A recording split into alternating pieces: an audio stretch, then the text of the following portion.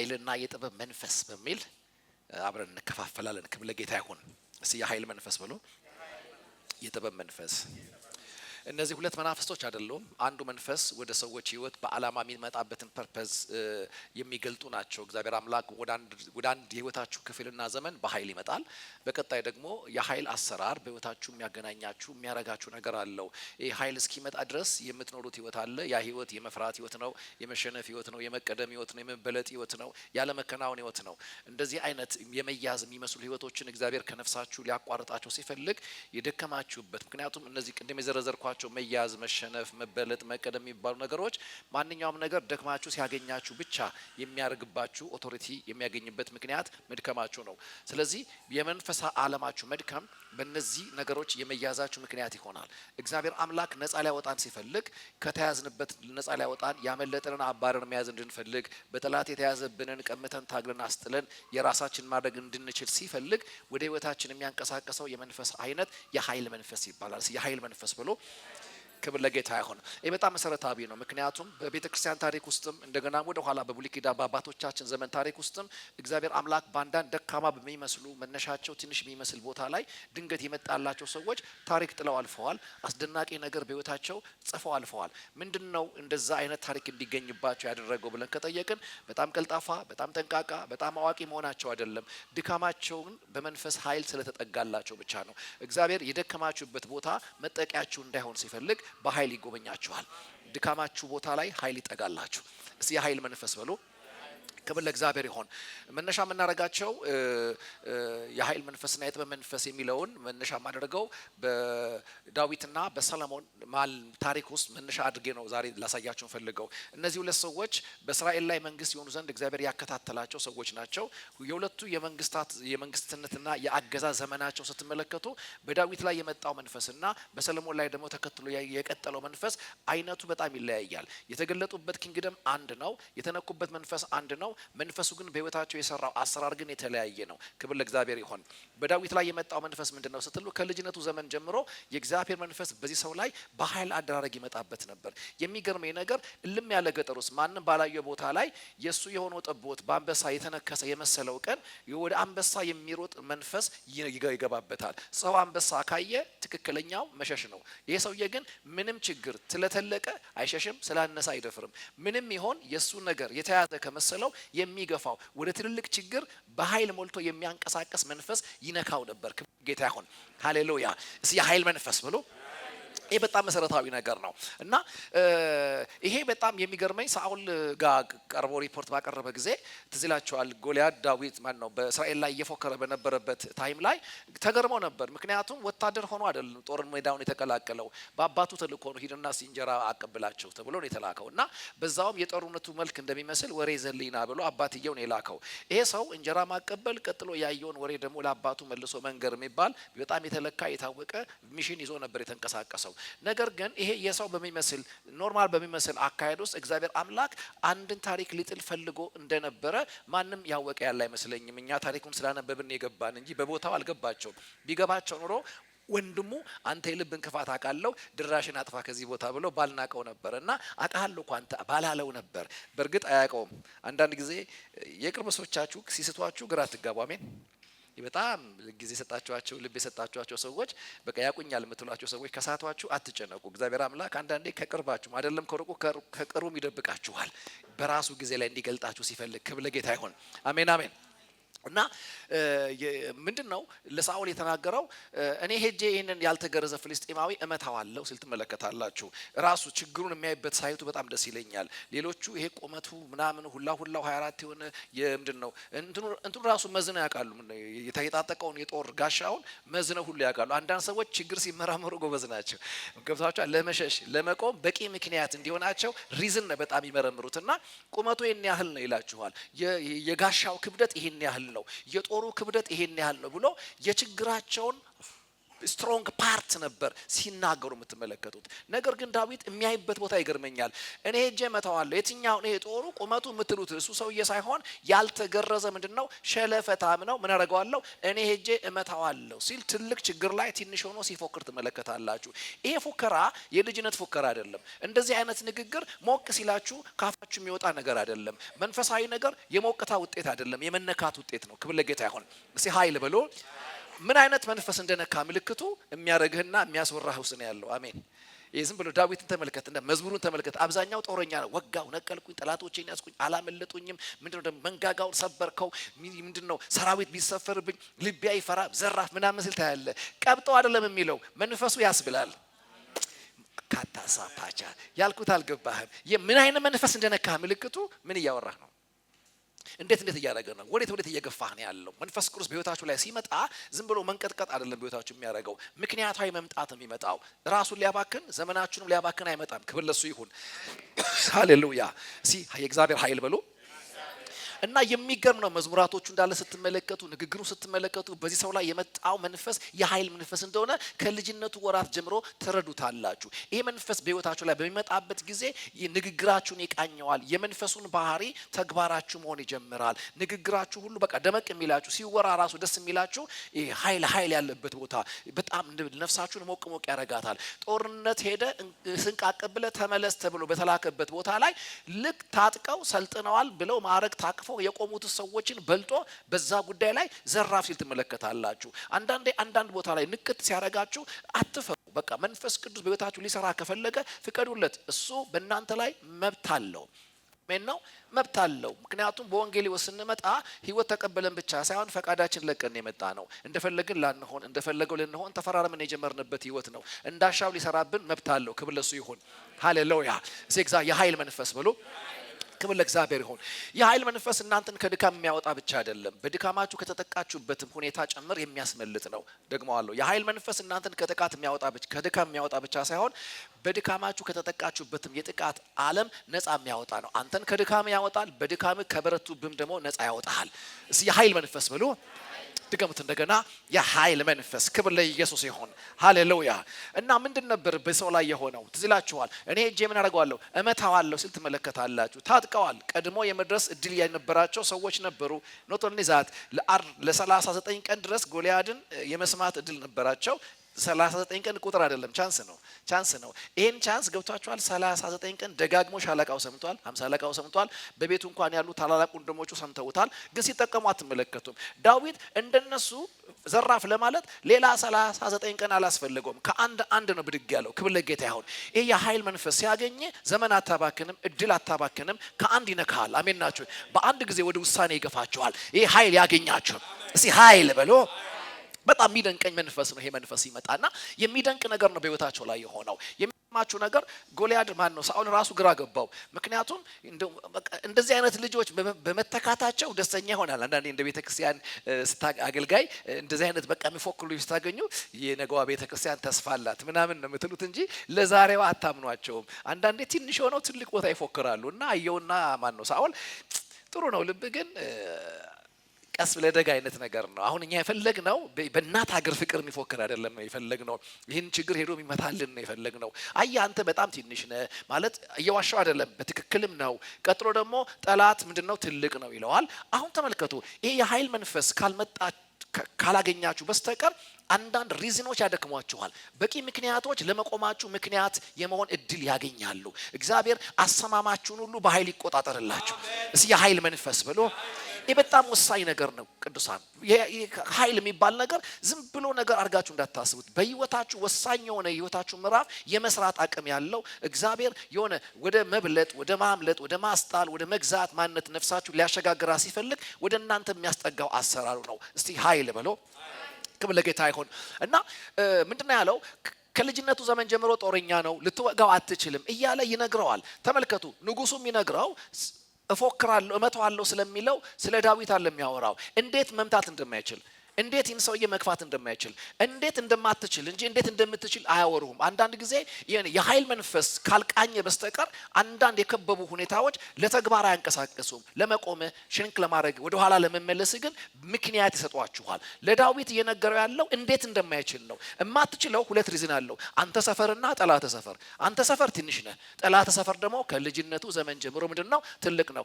ሪፖርቱን ተመልከቱ። አንተን ያሳንሳል፣ ችግርን ያተልቀዋል። በጌታ በኢየሱስ ስም የተመታ ይሁን። አሜን አትልም ወይ? ደግመ ክብር ለጌታ ይሁን። እስቲ ኃይል በሉ። ይህ በጣም የሚገርም ነው። ሁሉ ጊዜ በህይወታችሁ ላይ የእናንተ የሆነውን ነገር የሚያሳንስ የሚያጠቃ ገብታችኋል። በአስተያየት በምንም ነገር ይሆን ብቻ ድፍረት እንዳይሰማችሁ፣ መነሳሳት እንዳይሆንላችሁ፣ በእግዚአብሔር የሰማችሁትን የሚመስል ነገር እንዳትካፈሉ የሚያደርግ አይነት ሪፖርት ሲመጣ አትስሙት። አበሻ እንደሚለው በአንዱ ስማ በአንዱ አፍሰው። አሜን ነው ማለት ሰው በሁለት ዓለም ይሰማል። በጆሮ ይሰማል፣ በልቡ ይሰማል። ስለዚህ ሁሉ ነገር በልብ አይሰማም። በጆሮ ብቻ የሚሰማ አለመስማት አትችልም። ጣትን ጆሮ እስከታ አትውልም። ክብር ለጌታ ይሁን። አሜን አሜን። በዚህኛው ሲያወሩ በዚህኛው ሰማይ ያወራህን አስታውስ። የአመቱ አለቃ ደስ ይለኛል። ልጄ ታማለች እባክህና እንሂድ አለው። እሺ እንሂድ አለ። እኔ እኮ ጌታ ግብዣ አይንቅም። አሜን። ማንም ቤት በቃ እና ይዞት እየሄደ ሳለ ከወደ ቤቱ ደግሞ አመጣ። ወረኞች መጡ። ምን አሉት? መምህሩን ምን አትበለው፣ አታድክመው። ልጅቱ ምን አደርጋለች? ሞታለች። ስለዚህ በቃ አታድክመው፣ አንተም ወደ ቀብርና እሱን መልሰው ነው የሚሉት። እና በቂ ሪዝን ነው የሚነግሩት። አይሁዶች መሞት አለመሞትን ለማወቅ ልምድ አላቸው። ደህና አድርገው ያዩታል፣ ይታወቃል። ገብተዋል። አገዳደልም ስለሚያውቁ ማለት ነው። በደንብ ነው የሚያውቁት። እና ተታለው አይደለም፣ በትክክል አገላብጠው ገነዘው ነው የመጡት። ሞታለች ነው የሚሉት። በዚህ ጊዜ ገብቷቸዋል። አደገኛ መረጃ ነው። እንግዲህ በግራ ጆሮ ያወሩት በቀኝ ጆሮ ባላቅም እግዚአብሔር ብቻ ባልተወራበት ጆሮ በኩል ደግሞ ጌታ ጠጋ ብሎ እመን እንጂ ምን አትበል፣ አትፍራ። ነፍስ መስቀለኛ ቦታ ትገባለች። ገብቷችኋል። በምድርና በሰማይ ንግግር መካከል ዋጋ ትከፍላላችሁ። ለየትኛው ነው የምትሆኑት? ሰውየው ተሰቃየ፣ ሞታለች እኮ ይሉታል። እኛ አትፍራ ይላል። ስለዚህ የኃይል መንፈስ ከሰማይ ለሰማኸው ነው አቅም የሆነ። አለዛ ሁሉም ያወራበት ዘመን ላይ እንዴት ትችሉታላችሁ? ሁሉ ኑሮ ያወራል፣ ኢኮኖሚ ያወራል፣ የቅርብ ሰዎች ያወራሉ፣ ያመናችሁት ክዶ ያወራል፣ አረ ምንም ያወራል፣ ሁሉ ነገር ያወራል። እንደዚህ ባለ ዘመን ውስጥ የኃይል መንፈስ ከዝገር ለሰማችሁት ብቻ ወኔ ይሰጣችኋል።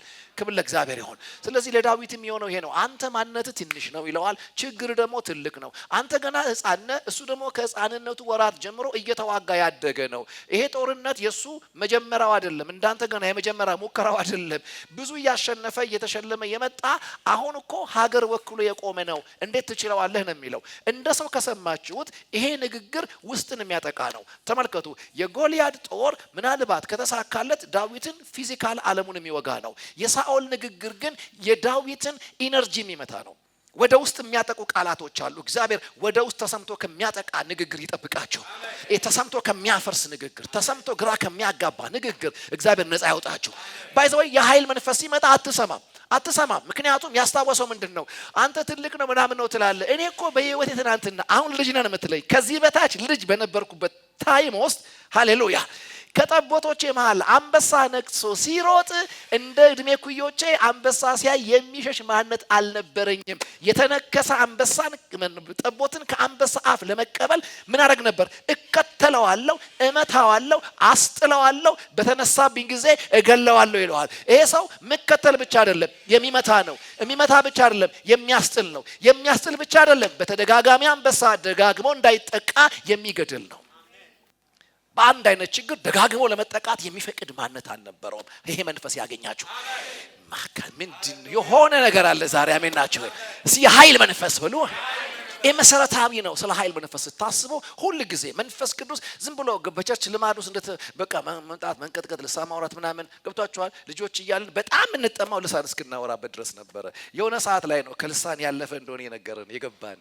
የሆነ ሰዓት ላይ ነው አደራረግ እንደሆነ ከዝጌር ጋር አብሮ መዝመት እንደሆነ በጨለማው ላይ በመንፈስ ተለኩሶ ማብራት እንደሆነ የመንፈስ ቅዱስ ሚናው ይሄ እንደሆነ አሁን ላይ ጌታ እስኪመጣ ወይ ደግሞ ወደሱ እስክንሄድ ድረስ ከአካሉ ከቤተ ክርስቲያን ጋር ሚሽኑ ይሄ እንደሆነ የገባኝ ሲመጣ የእግዚአብሔር ኃይል ሁሌ ናፍቆቴ ነው። ክብር ለጌታ ይሁን።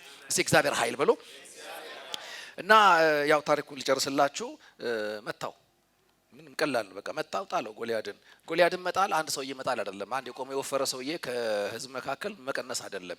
ጎልያድን መጣል ሀገርና አገዛዝን ከተግዳሮት ነፃ ማውጣት ነው። አንዳንድ ምቶች ተራ ምት አይደሉም። አንዳንድ ምቶች ከህይወታችሁ ተግዳሮትን ነፃ ያወጣሉ። የመሸነፍን ህይወት፣ ግራ የመገባትን ህይወት፣ ነገን በስጋት የማየትን ዓለማችሁን ዲል ያደርጋሉ። ክብር ለእግዚአብሔር ይሁን። ይሄ ኃይል ያገኛችሁ፣ ነጋችሁን የሚያስመልጥ ኃይል ያገኛችሁ። ክብር ለእግዚአብሔር ይሁን። ስለዚህ ጎልያድን ከመንገድ ሲያስወግደው በእስራኤል ላይ የነበረው ባሸነፍ ባሪያ አደርጋችኋለሁ የሚለውን የባርነት እቅድ እግዚአብሔር በዚህ የኃይል አሰራር አንድ ትንሽ ልጅ ላይ ባስጠጋው ኃይል አማካኝነት ነፃ ሲያወጣ ትመለከታላችሁ። ይሄ ነው ምክንያቱም በእግዚአብሔር ኃይል ለመታጠቅ እስክትልቁ ጎልያድን እስክታክሉ ማርፈድ የለባችሁም። ምንም ይሁን ማንነታችሁ ራሳችሁን አቬሌብል አድርጉት። ለኃይል አቬሌብል አድርጉ። ለአሰራሩ አቬሌብል አሁን ራሳችሁን ይጠቀምባችኋል። ክብር ለጌታ ይሁን። አሜን አሜን። የታወቀ ነው። ኃይል ሲመጣ ምንም ሆን ይጠቀምብሃል። በሶምሶን ላይ የምትመለከቱ ተመሳሳይ ነገር ነው አይደለ?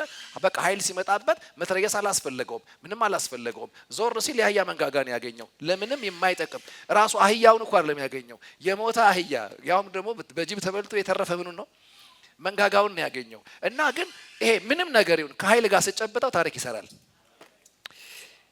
ያዳስ ካዲያ ምን እያልኩ መሰለ እዚህ ውስጥ ቢዝነስማኖች ካላችሁ በቃ ምንም ይሁን የቢዝነሱ ስም የአህያ መንጋጋ ምንም ይሁን ዝም ብለህ ሰው እንደገባበት አትግባ። ከመንፈስ አድምጠህ ያዘው፣ ታሪክ ይለወጣል። ሺህ በሺ ያደረካቸው በምን ሲል በአህያ መንጋጋ የማይመስል ነገር ነው የጀመርኩት። እስቲ ከሆነ ተብዬ ነው የጀመርኩት። ነገር ግን ታሪክ ወጣው ሲል ትመለከታላችሁ። ኃይል ያለበት ቦታ ሁሉ ፍሩትፉል ነው። ኃይል ያለበት ቦታ ሁሉ ብዜት አለ፣ ስኬት አለ፣ ሙላት አለ። ክብር ለእግዚአብሔር ይሁን። ከፍርሃት መውጣት አለ። እርግጠኝነት ጋር ይመጣችኋል ኃይል። በጴጥሮስ ሕይወት የምትመለከቱትም ይህን ነበረ። ለአንዲት ቤት ጠባቂ ደፍሮ የመናገር አቅምና ማንነት ያልነበረው ሰው ነው። ከ40 ቀን በኋላ የሆነ ኃይል መጣ። ከ10 ቀን በኋላ ነካካው። ከዛስ በ3000 ዲያስፖራ መለወጥ ምክንያት የሆነ ትንሽ ተናግሮ ብዙ የሚደመጥ አይነት ዓለምና ማንነት ጋር አስገባው። ምን ለወጠው ካላችሁ በነዛ 10 ቀን ሌላ ቴዎሎጂ ተምሮ አይደለም። በነዛ 10 ቀን ሌላ እውቀት አውቆ አይደለም። ያንኑ በቀደም ሲያወራው ያልተሰማ ያንኑ እውቀት ደግሞ ተናገረው። ትናንት በትኩረት በእውቀት አወራው፣ በጆሮ ሰሙት፣ በልብ ናቁት። አሁንስ ያንኑ እውቀት በመንፈስ አወራው። ታሪክ ተለወጠ። ምን እያልኩ ነው? እኛን ለማንሳት እግዚአብሔር መጽሐፍ አይቀይርም።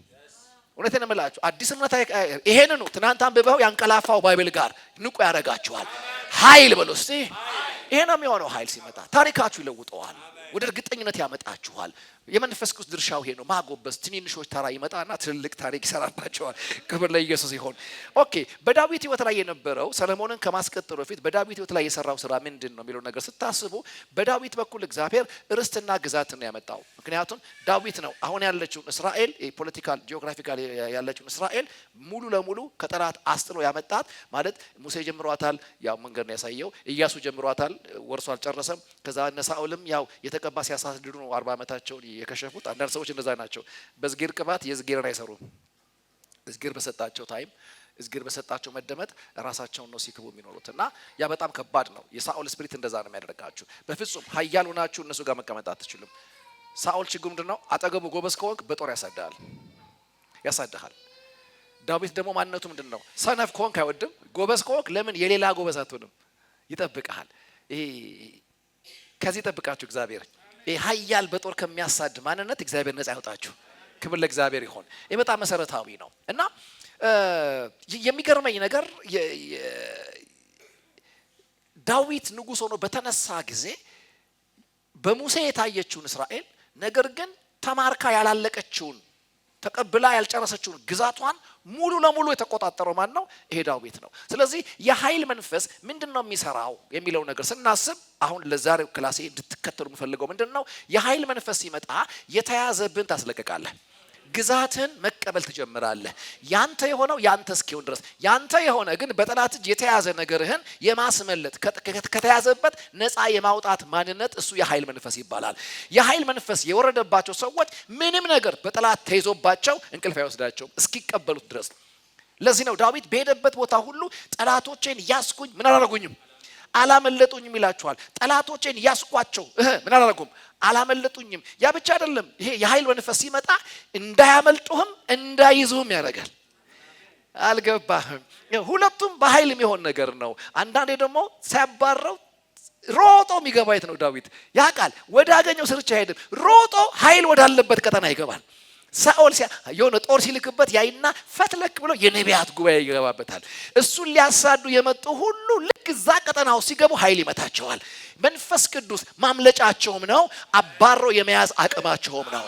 ክብር ለእግዚአብሔር ይሁን። ይሄ መርሳት የለባችሁም። በህይወታችሁ ላይ ያመለጠ አለ፣ በጠላት የተያዘ አለ፣ ከኃይል ጋር ተከተለው፣ ትይዘዋለህ፣ አያመልጥም፣ ታስጥለዋለህ። ክብር ለእግዚአብሔር ይሁን። በርትቶብሃል፣ አንዳንድ ቦታ ላይ ነገር አይሎብሃል፣ ሮጠ ታምለጥበታለህ። ስለዚህ ሮጦ ማምለጥም አባሮ መያዝም አንተ ስትረዳ ነው የሚል ታሪክ ጥሎ አለፈ ዳዊት።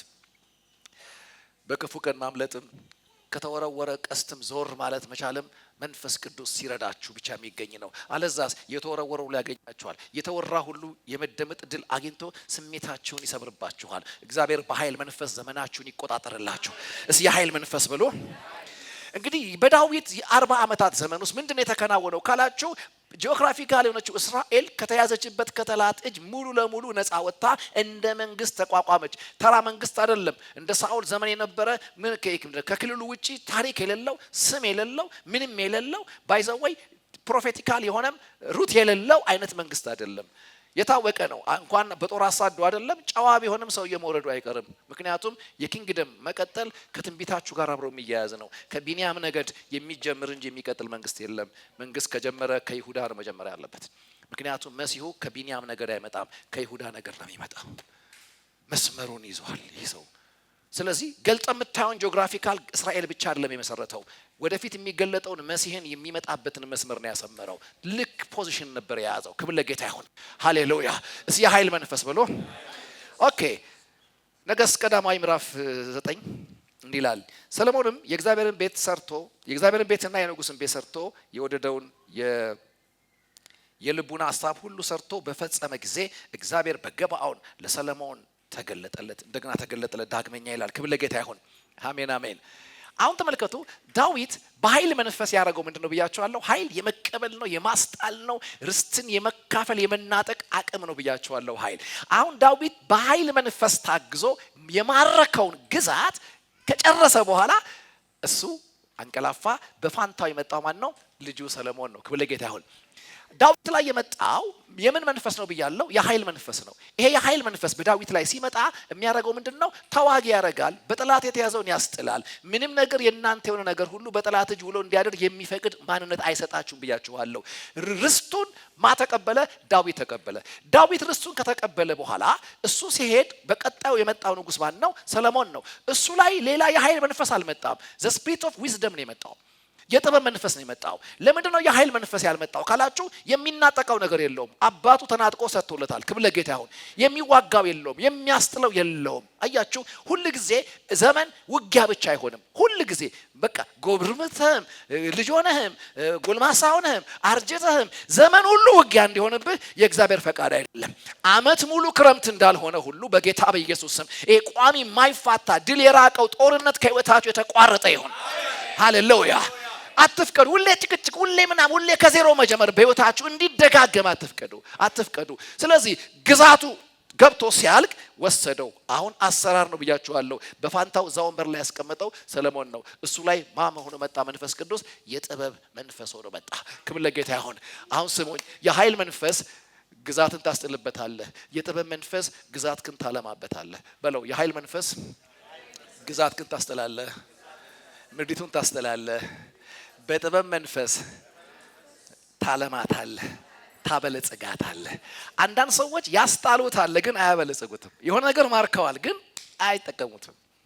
ችግሩ ምንድነው? ዊዝደም ነው። ስለዚህ እስራኤል አሁን ከጠላት አምልጣለች። ከኢያሱ ዘመን ጀምሮ የያዟ 31 ነገስታት አሉ። ከዛ ደግሞ 6 የተረፉ አሉ ብሏል መለኮት። ብቻ እስከ ዳዊት ዘመን ድረስ ተጠቃላ ከተያዘችበት ነፃ ወጣች። አሜን። ነፃ የወጣ ርስትህን ካላለማኸው ነፃ ያልወጣ ያክል አትጠቀምበትም። ማለት ጠላት ይዞት ያላገኘኸው እና ይዘኸው ያላለማኸው ነገር እኩል ነው።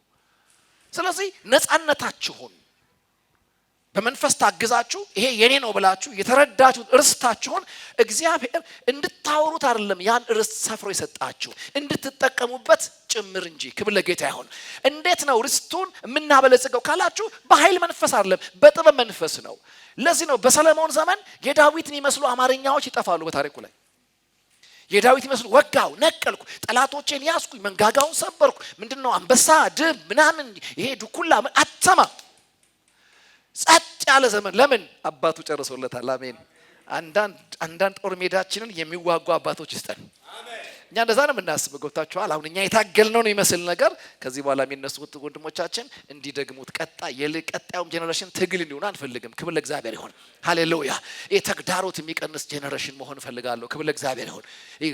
አሁን እኛ የምንታገልበትን የተዛነፈ አሰራር እነሱም ገብተው እጅ ሰብስበው የሚገጥሙት መሆን የለባቸውም።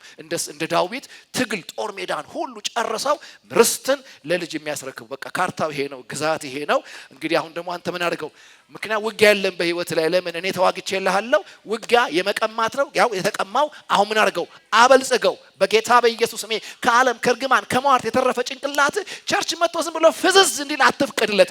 አልማው በጌታ በኢየሱስ ስም። ሃሌሉያ። እስኪ የጥበብ መንፈስ በሉ።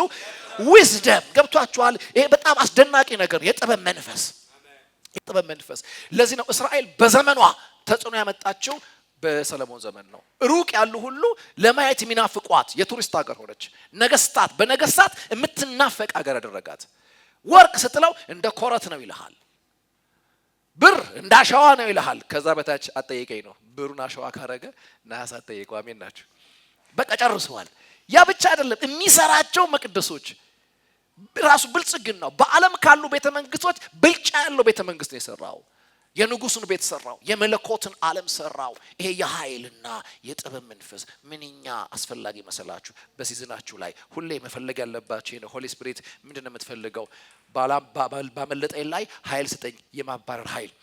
በያዝኩት ላይ ደግሞ ጥበብ ስጠኝ፣ እንዴት ማኔጅ እንደማደርገው። የሰጠኝን ጸጋ፣ የሰጠኝን ትዳር፣ የሰጠኝን እድሜ፣ የሰጠኝን እድል እንዴት ነው በሚጠቅም መንገድ ማኔጅ ማድረግ የምችለው? ይሄ የጥበብ መንፈስ ነው። እግዚአብሔር የጥበብ መንፈስ ይስጣችሁ። ስጫኑ ግንባራችሁ ላይ እጃችሁን in the mighty name of Jesus የጥበብ መንፈስ ያገኛችሁ። እጃችሁ ያለውን የምታለሙበትን የምትጠቅሙበትን አቅማችሁን የሚከፍት ኃይልና የጥበብ መንፈስ በእያንዳንዳችሁ ላይ ይምጣ። ሃሌሉያ ጂሰስ ኔም። እና ይሄ በጣም መሰረታዊ ነው የአባቴ ልጆች፣ በጣም መሰረታዊ ነገር ነው። የጥበብ መንፈስ በጣም አስደናቂ መንፈስ ነው። ትዝላችኋል በሙሴና በሙሴን እግዚአብሔር ገና ሲያገኘው በእሳት ምልክት ነው ያገኘው። ይሄን ሰውዬ ሟርተኛ ሰብስባ አታቆመውም።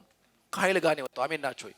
በተልእኮ ላይ መንገድ ዘግተ ምናምን አይደለም። በጦር በውቅያኖስ የተዘጋ መንገድ በትር ካነሳ ይከፈታል። አሁን እኛ ብዙ ጊዜ የሆነ የግብጽ ጠንቋዮች እንጨቱን ጣሉ፣ እባብ ሆነች። ከዛ በኋላ እሱ ደግሞ እንጨቱን ጣለ፣ እባብ ሆነ። ከዛ በኋላ ምንድነው ተዋዋጡ ብለን ነው የምናስበው። ዋው ሁለት ተአምር! አንደኛ በትር ምን ሆነ? እባብ ሆነ። ሁለተኛ የሙሴ ወደ እባብ የተለወጠችው በትር የጠንቋዮቹን በትር እባብ ሆነትን ዋጠች ብለን የምንቆመው። በትር ምንድነው ነው? በዛ ዘመን በኪዳኑ ቋንቋ በትር ማለት አገዛዝ ነው፣ ኪንግደም ነው፣ አሰራር ነው። ስለዚህ ምን ነው እያለ ያለው? የእግዚአብሔር አገዛዝ የምድርን አገዛዝ እንደሚውጥ የሚያሳይ ነገር። ይዋጣል። አንተ ጋር ያለው ስልጣን ይውጣል። እሺ ይውጣል በሉ። አዎ ሌላው እንዲገዛ፣ ሌላው በትር እንዲሰለጥንብህ አለመፍቀዱን የሚያሳይ ነገር ነው። የኃይል መንፈስ ነው። ይሄ ሰው ከሰው ዓለም ሄዶ የሚያመልጠው የለም። ወደ እግዚአብሔር ዓለም ናና በፊት የቆም ይለዋል። ያ ብቻ አይደለም፣ የመቅደሱን ዲዛይን ያሳየዋል። የታቦቱን አሰራር ያሳየዋል። የቤተ መቅደሱን አሰራር ያሳየዋል። ሁሉ ነገር ያሳየዋል። የሚገርመው ነገር ግን ሲወርድ ወጥቶ ያየውን አይሰራውም። ለምን ነው ካላችሁ፣ በኃይል መንፈስ ያየውን ወጥቶ አይሰራው። ወጥቶ የሚሰራው ማን ነው ካላችሁ፣ ዘ ስፒሪት ኦፍ ዊዝደም ነው። ስለዚህ ባስሌል እንፈልገዋለሁ። ምንድን ነው? የጥበብ መንፈስ ነው። እግዚአብሔር እንዲሰራለት የፈለገውን የሚመስል ነገር ይሰራል። ጥበብ ማለት ዳሻ እንድሰራ አይፈቅድልህም። እንደተጻፈው እንድሰራ ያደርጋቸዋል። እንደምኞት እንድሰብክ የሆነ ጥቅሱን ሁሉ አወላግደ ምናምን ወደ ራሳት አትጎትተውም። ጥቅሱን ሁሉ ሰብስበ ወደ ጌታ ነው የምታረገው። በቃ በመዝሙራችን በስብከታችን ወደኛ እናመጣችሁም። እኛው እንደናንተ በትራክ ተፈልገን የመጣን ሰዎች ነን። ተያይዘን ወደ ጌታ ነው የምንሄደው። እዚህ ቤት ብልጫ የለም። ካለም በቃ ቢግ ብራዘር ታላቅ ወንድም ታናሽ እህት ነው ያለው። ያው ታላቅ ያረገንም ቀድመን ስለመጣን ቀድመን ማይኩን ስለሰጠን እንጂ ሌላ ታሪክ የለውም። አብረን እንሄድ ነን። አንድ ቤት ውስጥ 10 ልጆች ቢኖሩ የመጀመሪያው ልጅ አባቱን በማወቅ የቤተሰቡን ታሪክ በማወቅ ነው አልባት ብልጫ ያለው። አባት በሌለበት እንደ አባት ሊታይ ይችላል። ግን አባት ሲመጣ ከ10ሩም እኩል ልጅ ነው። ከ10ሩም እኩል ልጅ ነው። ስለዚህ ያየኸውን የሚመስል የሚሰራው ማን ነው? የሚገነባው ማን ነው? ባስልኤል ነው። እሱ ላይ ምን አለ? የጥበብ መንፈስ አለ። አሜን። እግዚአብሔር ይሄ በጥበብ ያገኛችሁ። ብዙ ጊዜ አማኞች የሆነ ነገር ከእግዚአብሔር ለመቀበል ነው በጣም እንጸልየው። ከተቀበልን በኋላ እንደውም ጥበብ ስለጎደለ ለዚህ ነው ብዙ ሰዎች ስራ የላቸውም። ስራ እንዲያገኙ በጣም ይጸልያሉ። እግዚአብሔር አባት አይደለ ጸሎታችሁን ይሰማ። በጣም አልቃሻ ደግሞ ከሆናችሁ ቶሎ ይሰማችኋል። አሜን። በቃ ያባብልሻል። በቃ ስራ ላይ ተጣለ። ስራውን እንዳገኘሽ ከቸርች ትጠፊያለሽ። ለምን? ስፒሪት ኦፍ ዊዝደም የለም። አሁን ያ ስራ ላንቺ በረከት ነው ከርስ ነው? እግዚአብሔር እየሰጠ ከራሱ የሚያጠፋን አይሰጥህም። ከእግዚአብሔር ያገኘው ቸርች ከቀማህ፣ ከእግዚአብሔር ያገኘው ህብረት ከቀማህ ያ መርገም ነው። ና ደግመን እንጸልይልሃለን። መርገም ያረከው አንተ ራስህ ነህ። ስራው አይደለም መርገም የሆነው፣ የአያያዝህ ነው እንዲያጠቃህ ያደረግከው። መልካም ግዛትህ መጥፊያ ይሆናል። ለዚህ ነው ሰዎች ሲያጡ የጠፉ አይደለም ሲያገኙ የጠፉ የበዙት። ለዚህ ነው የጥበብ መንፈስ የሚያደርጋችሁ ምንድን ነው? ምንም አይነት ክብር ጋር በኃይል ድረሱ፣ በእግዚአብሔር ላይ አትቀብጡ። ምንም አይነት ህይወት ስኬት ጋር ድረሱ፣ ከመለኮት ጋር ናችሁ። ከሱ ጋር የምትኖሩት። ክብር ለእግዚአብሔር ይሁን። ዳዊትን ይሁት፣ ሳኦልን ይሁት፣ ችግራቸው ምንድን ነው? ዳዊት እረኛም ሆኖ እግዚአብሔር እረኛዬ ነው መዝሙሩ አሜን ነው። ንጉስም ሆኖ መዝሙር አይቀይርም፣ ስብከት አይቀይርም። እዝጌር አካባቢ ሴንሲቲቭ ነው። እዝጌር መጣ ካሉት በቃ የሆነ ያለቀበቶ ይዘላል። አሜን የሆነ ይለቃል። እንግዲህ ቴዎሎጂካሊ ራቁትን ሆነ ማለት አክሊሉ ወደቀ ነው ይሉናል። ምክንያቱም የንጉስ ክብሩ አክሊሉ ስለሆነ የደፉለትን ዘውድ ሲዘልል ጣለው፣ ናቀችው ይላል። ማን? ሚልኮል። አባቷ ማን ነው? ሳኦል። እሱ ማን ነው? ሚንቅ ነው። የተካፈለችው ዘር አላት። አባቴ ቢሆን ኖሮ ያሳየ ነበር እንዴት ፕሮቶኮል እንደሚጠበቅ፣ እንዴት ልጥጥ እንደሚባል። እንደ ከበደና ፈይሳ ጋር ልጠጥ በል፣ እዝጌር ጋር፣ ካመድ ያነሳህ ጋር፣ የኳለህ ጋር፣ ሰው ያደረገህ ጋር። አንዳንዶቻችን እሱ በጠዋት ባያገኘን እኮ በህይወትም የለን። እውነቴን ነው የምላችሁ፣ ሰው ያደረገን እሱ ነው። ሃሌሉያ። እና ምንም አገኙ ከሱ ጋር። ልክ እንዳገኘ ሲሰማ ጌታዊ ጥበብ ስጠኝ በሉት። እንዴት ማኔጅ እንደማረገው። ሃሌሉያ። ሰለሞን ላይ ያለው መንፈስ ይመጣባቸዋል። ኦኬ እንግዲህ የኃይል መንፈስ የመቀበል ርስትን የመያዝ የመናጠቅ ጉልበት ነው ብያችኋለሁ። የጥበብ መንፈስ ግን የቀማኸውን ርስትን የማበልጸግ ጉልበት ጥበብ ነው፣ አቅም ነው ብያችኋለሁ። ይሄ የጥበብ መንፈስ መቼ ነው የመጣው? እንዴት ነው የሚመጣው? እንዴት ነው የምንገናኘው የሚለውን ነገር ይሄ ቁጥር 1 ላይ ያለው ሐሳብ መልስ ነው። የራሱን ቤትና የእግዚአብሔርን ቤት ሰርቶ በጨረሰ ጊዜ ይላል። ክብር ለጌታ ይሁን በሉስ። የራሴን ቤት የእግዚአብሔርን ቤት። ይሄ በጣም መሰረታዊ ናቸው። ይሄ መንፈስ ጠብቆታል። የሆነ አንድ ማለቅ ያለበት ነገር እንዳለ ከመጣበት ዘመን ጋር ስታዩት ትረዳላችሁ። ሁለት ዓለም አለው ይሄ ኪንግ። ይሄ ሰለሞን መጀመሪያ እግዚአብሔር የኔ የሚለውን ነገር ሰርቶ እንዲጨርስ ጠብቆት ነበር። 13 ዓመት ደግሞ የራሱ ቤት ፈይቶበታል። የራሱንም ቤት የእግዚአብሔርንም ቤት ሰርቶ በጨረሰ ጊዜ እግዚአብሔር እነዚህ ሁለት መሰረታዊ ቤቶች ተሰርተው እንዳለቁለት ባየ ጊዜ እንደዚህ አይነት ሰዎች ላይ መውረድ ለመንፈስ ቅዱስ ቀላል ነው። ቀድሞ የተሰራ ህይወት ያላቸው የእግዚአብሔርን ቤት ሰራ ማለት ቤተ መቅደሱ ነው። ነህምያን እያጠናን ነው። መቅደስን ጠብቅ የሚለውን ርዕስ እንዳትረሱ። እንዲያፈርስባት አትፍቀድለት። የባይብል ህይወትን፣ የአማኞች ህይወትን፣ የጸሎት ህይወትን፣ የማምለክ ህይወትን፣ እምነትህን በሚገባው እንደተጻፈው የመግለጥ ጥንቃቄህን ጠላት እየቀለደ እንዲቀማ አትፍቀድለት። መቅደሱን የተቀማ ማህበረሰብ የመቅደሱን ስርዓት አብሮ ይቀማል። በጣም ከባድ ነው። ኖርማል ይሆንበታል። በመዝሙርና በዘፈን መካከል ያለው ልዩነት አይገባውም። እንደውም ጭራሽ በግሪኩ ያጠናል። ዘፈን በግሪኩ ምንድነው? ክርስቶስን ለማጥናት ግሪክ ድረስ ብትሄድ እኮ ጥሩ ነበር። ግሪክ ድረስ ዘፈን ምን እንደሆነ ለማወቅ መንከራተት። እዝጌር ሲፈርድብህ የሚመጣ ጥቃት ነው። እዚህ ግቢ ስለሌለ ጌታ የተባረከ ይሁን። እንደዚህ አይነት ሰውዬ በር ስለማያልፍብን ጌታ የተመሰገነ። እዝጌር ይጠብቀን። አሜን ነው። ግን ሙግት ያረጉታል። በቃ ሙግት ያረጉታል። በቃ ጴንጤውን ጎራ ላይ የቱ እንዲህ የሚያጠዛጠዘው ዝም ብለህ ቲክቶክ ላይ ጎራ ብለህ ይኸው አንዳንዴ ሳቀ ይመጣል። ኦ ማይ ጋድ ጊዜ ተርፏቸዋል ማለት በቃ ይሄ መሰማማትን የሸሸ በቃ 10 ደቂቃ ካለው ዊነር ሆኖ 11 ደቂቃ መጨረስ ላይ ብቻ ያለመ ምንም ይሁን የሰዓቷን አሸናፊነት ብቻ አልሞ የገባ ሰይጣን ሳይዋጋ ያሸነፈው አይነት ጄነሬሽን፣ የከሸፈ ጄነሬሽን ታያላችሁ። እግዚአብሔር ከዚህ ጠብቃችሁ። ይሄ ከዚህ የሚያስመልጠን ጥበብ ነው። የጥበብ መንፈስ ነው። ይሄ ጥበብ መንፈስ ሲመጣ ሙሴ ከሰማይ ያያትን የሚመስል አድርጎ ይሰራዋል። በሱ ዓለም ላይ የታቦቱን ስርዓት ወርዱን ስፋቱን እያንዳንዷን ቁጭ ያደርጋታል። ዋው ክብር ለጌታ ይሁን። ይሄ እንዴት ይሆናል ስንል የመጀመሪያው የእግዚአብሔርን ቤት መስራት። አሜን። የእግዚአብሔር ቤት መስራት። በሌላ አማርኛ ሁለቱም ቤቶች እናንተ ወገን ያሉት ይሄ አሁን ሰሞኑን እንደሰራ ነው የኛው ቤት ማለት አይደለም። ይሄ የኛ ቤት ነው። አሜን ነው። ስንቸገር እንሰራለን። አለዛ ለምሳሌ ባሰሩት ኖሮ ያ ኮርኒስ ይወድቅባችሁ ነበር፣ ተርፋችኋል። አሜን። እሱ አይደለም እያወራ ያለሁት። እናንተው ጋር የእግዚአብሔር የሚባል ማንነት አለ። እንደገና የኔ የሚባል ደግሞ ኃላፊነት አለ።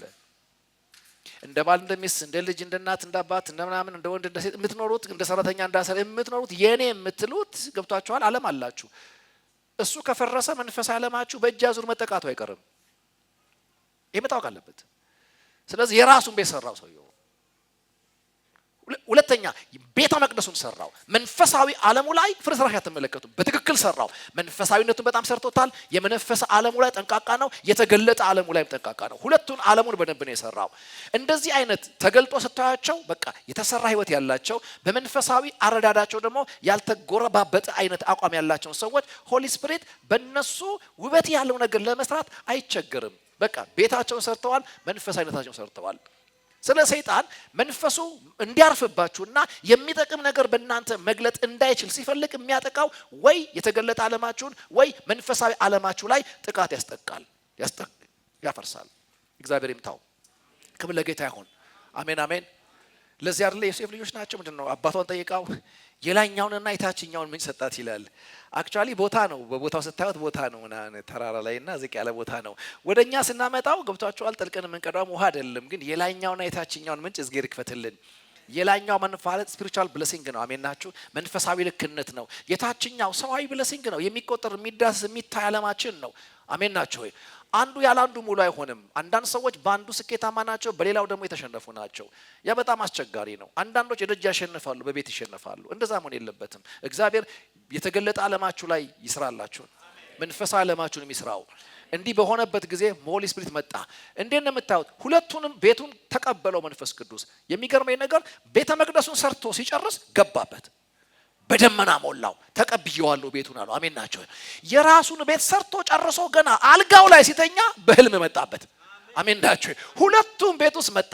እግዚአብሔር ስትዘምሩ ብቻ አይደለም፣ ቢሮም ስትቀመጡ ይምጣላችሁ። ገብቷችሁ ስትሰብኩ ብቻ አይደለም፣ ስትሰሩት በተቀጠራችሁበት ቦታ ስትሰሩም ይምጣላችሁ። እዚህም እዛም ይምጣልህ በጌታ በኢየሱስ ስም። አዎ ያገኝ ይውረድበት አለው ይበለው። ከእናንተ ጋር እንዳለ ምልክት ይስጥ። ክብር ለጌታ ይሁን። እስኪ የኃይል መንፈስ በሉ፣ የጥበብ መንፈስ። ቆመን እንጸልያለን። ማሃዳስ ካታፖራ ወራስ ያማዳ ባጋላ ባባያስ